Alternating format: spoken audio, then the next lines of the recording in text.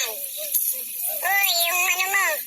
Ang ugali po ng langgam niya, yan ang paborito ko mga ganyan langgam Maghanap lang na maghanap ng pagkain. Pagkatapos, ilalagay niya doon sa butas. Saan nakarating? Iniwan niya na yung ano niya.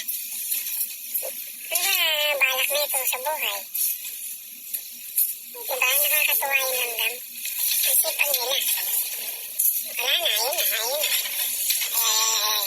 Ito, sinubukan din ng isa, Hindi nga kasya. Sinubukan na nga ng kasama mo Ang tanga-tanga nyo.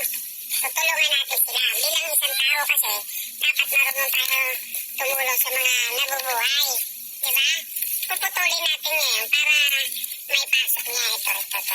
Pag-iwalay natin. Siguro gumagawa sila ng bahay. Yan. Kasya na yan. Yun. Masipag talaga silang mga langgam. Ayan, no? Kita nyo naman, pinasok talaga nila yung pagkain.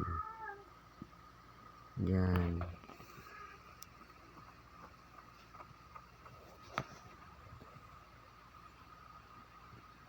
Yan. Sa ilalim yan, nandyan yung reyna nila at saka malaki yung butas yan dyan. Pero pagkatatanga talaga nila, no? Hindi sana nila, kaya nalang sana nila yung butas nila, no? Para hindi sila mahirap pumasok.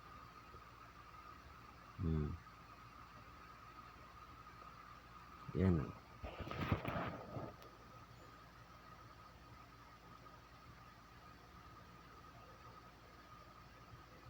Lapit na natin.